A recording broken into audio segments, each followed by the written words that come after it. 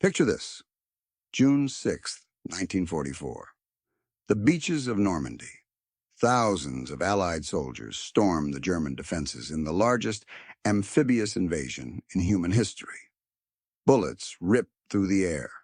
Artillery shells explode. Men scream. And in the middle of this absolute hell, one British officer charges off the landing craft playing bagpipes. His name was Jack Churchill, and he wasn't just carrying bagpipes. He also had a Scottish broadsword strapped to his side and a longbow slung across his back. His fellow officers thought he was completely insane. His superiors called his weapons useless relics. The men under his command wondered if they'd been assigned to a madman. They were all wrong. By the time World War II ended, Lieutenant Colonel John Malcolm Thorpe Fleming Churchill, better known as Mad Jack, would become one of the most decorated and legendary warriors in British military history. He would lead impossible raids, survive multiple Nazi prison camps, and prove that sometimes the craziest man in the room is exactly the leader you need. This is his story. Jack Churchill wasn't born a warrior. He was born in 1906 in what is now Sri Lanka to a middle-class British family. His father was a civil engineer. Nothing about young Jack's childhood suggested he'd become a sword-wielding commando who played bagpipes into battle. But Jack was always different. He was restless, adventurous. He craved excitement in a world that felt too ordinary. After graduating from the Royal Military Academy Sandhurst in 1926, Churchill served as an officer in the British Army in Burma. But peacetime military life bored him senseless. So in 1936, he did something almost unheard of for a military officer. He resigned his commission. What did he do next? He became a professional bagpipe player and a male model. Yes, you read that right. Mad Jack Churchill modeled for fashion magazines and performed bagpipes in London. He even appeared as an extra in the 1938 film, The Thief of Baghdad.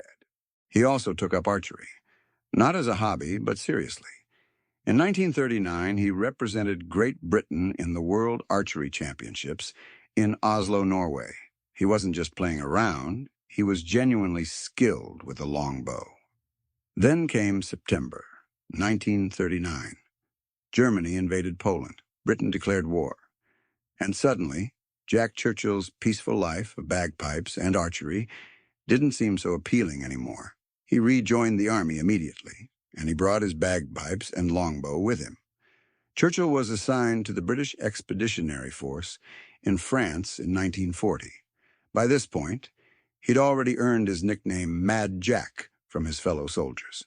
They thought he was certifiably insane for carrying medieval weapons into a modern war.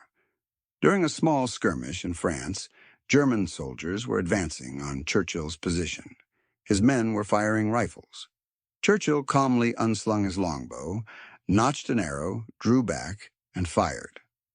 A German soldier dropped dead, shot through the chest with a cloth-yard arrow. Churchill had just achieved something no one else would in the entire war. He scored the only confirmed longbow kill by a British soldier in World War II. His men stared at him in stunned silence. The Germans, confused and terrified by this medieval attack, hesitated. Churchill's explanation was simple. Any officer who goes into action without his sword is improperly dressed. When France fell and the British forces evacuated at Dunkirk, Churchill escaped with his bagpipes, sword, and longbow intact. And he was just getting started. After Dunkirk, Churchill volunteered for the newly formed commandos, elite British Special Forces units designed for rapid raids and impossible missions. This was exactly the kind of warfare Mad Jack had been born for. In December 1941, Churchill led a raid on the German garrison at Vågsøy, Norway. His orders were to assault a heavily fortified German position, cause maximum chaos, and escape before reinforcements arrived. As the landing craft approached the shore under heavy fire, Churchill stood at the bow playing The March of the Cameron Men on his bagpipes. Bullets whistled past his head. His men thought he'd lost his mind. When the ramp dropped, Churchill leapt off first, bagpipes still wailing, and charged directly at the German machine gun nests. His men, inspired by his absolute fearlessness, followed him into the inferno. Churchill personally led the charge through the town, sword in hand, tossing grenades and directing his troops with precision. The raid was a complete success. The Germans were routed, their facilities destroyed, and Churchill's commandos escaped with minimal casualties. His superiors were stunned. His tactics shouldn't have worked. But they did, and Churchill was just warming up. In September 1943, Allied forces launched Operation Avalanche, the invasion of mainland Italy at Salerno. Churchill and his commandos were assigned to capture a German observation post overlooking the beaches. Churchill's plan was characteristically insane. He would lead a night raid with just a handful of men, navigate through enemy territory, and take the position by surprise. As they crept through the Italian countryside toward the German position, Churchill insisted on playing his bagpipes to boost morale. His men begged him to stop. They were trying to sneak up on the enemy. Churchill played quieter, but he kept playing. They reached the German position and attacked. Churchill, sword drawn, led the assault personally. They captured the position and took 42 German prisoners. Then Churchill did something that shocked everyone. He ordered one of the prisoners to play his bagpipes while they marched the Germans back to Allied lines. The sight was surreal. A British officer with a medieval sword marching dozens of German prisoners through Italian countryside at night, while a confused German soldier played Scottish bagpipes. But the war wasn't done with Mad Jack yet. In 1944, Churchill was sent to Yugoslavia to support partisan forces fighting the Germans. He and his commandos were assigned to raid the German-held island of Brač in the Adriatic Sea. With only 43 commandos and 40 partisans, Churchill was ordered to attack a German garrison of over 1,500 troops. The odds were roughly 18-1 against him.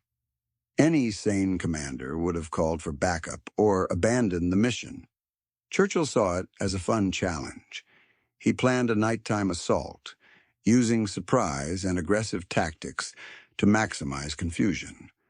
His men attacked in waves, with Churchill leading from the front, sword raised, bagpipes echoing across the island. The Germans, thinking they were being attacked by a much larger force, panicked. Churchill's commandos moved like ghosts, striking hard and disappearing before the Germans could organize a counterattack. But then everything went wrong.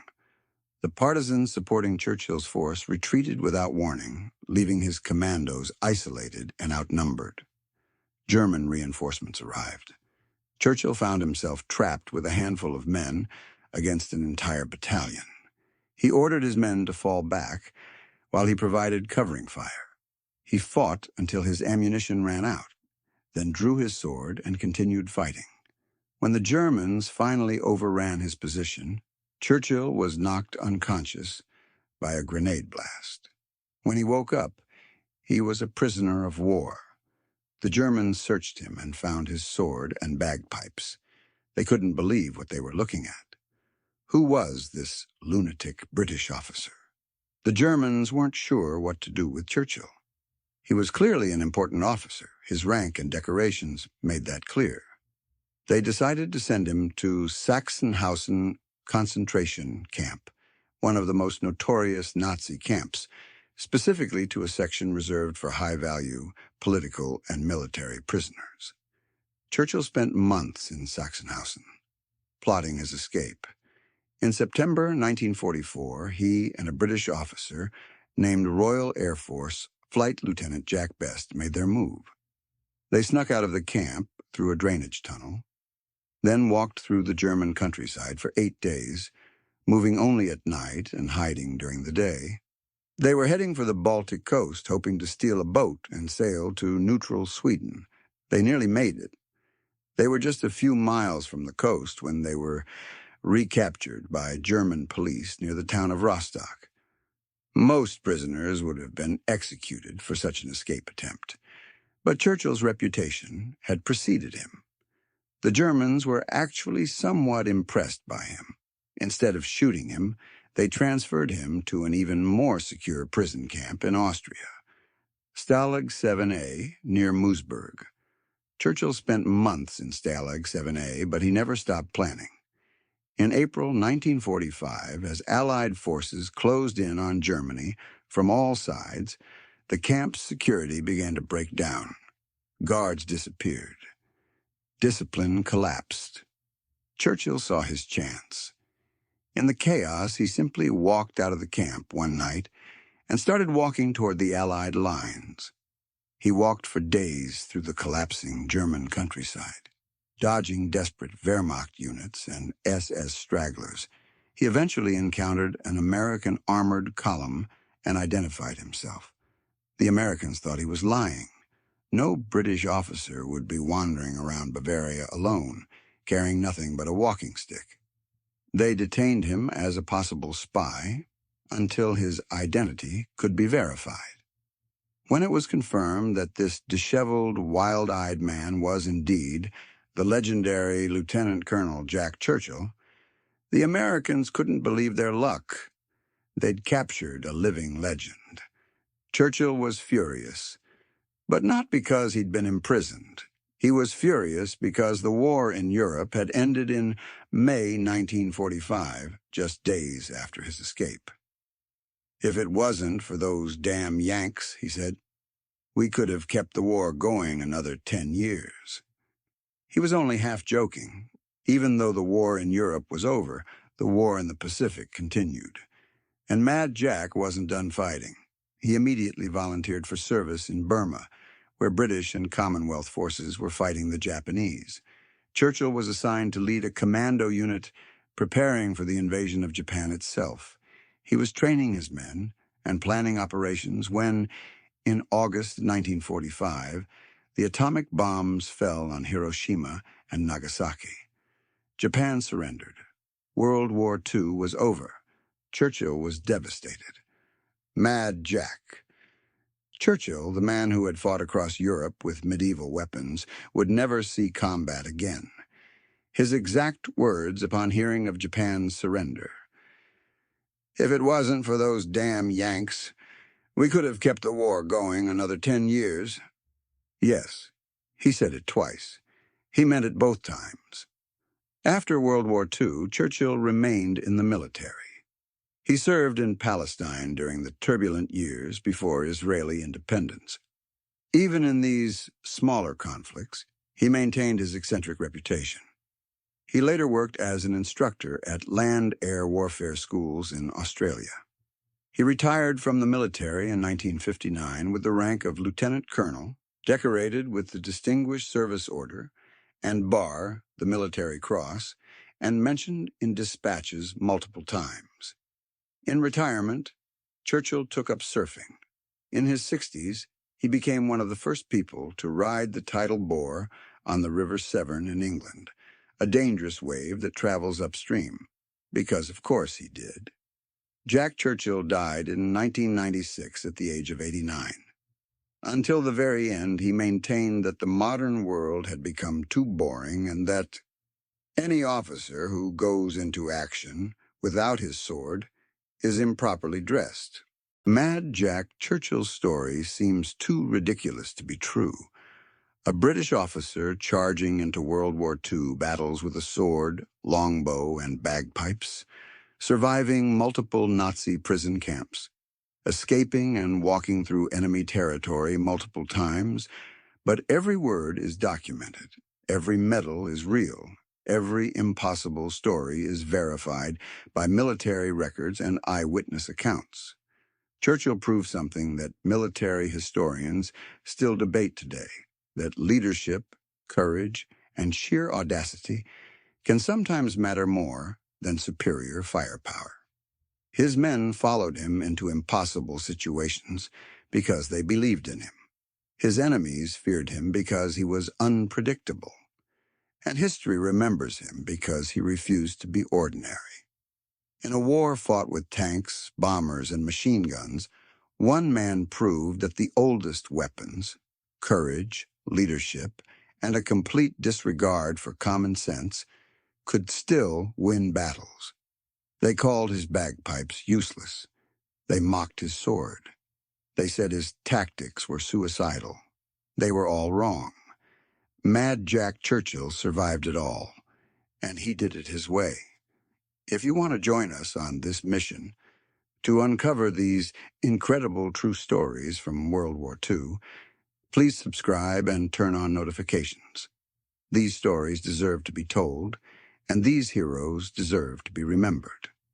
And finally, we have one question we always ask. Where are you watching from? Our community stretches across the entire globe. From the United States to the United Kingdom, from Canada to Australia, from New Zealand to South Africa. You're not just a viewer. You're part of a community keeping these memories alive. Please drop a comment and let us know your city or state, and tell us if someone in your family served. Did your grandfather fight in Normandy? Did your grandmother work in a factory building planes? Did your uncle serve in the Pacific? These connections matter.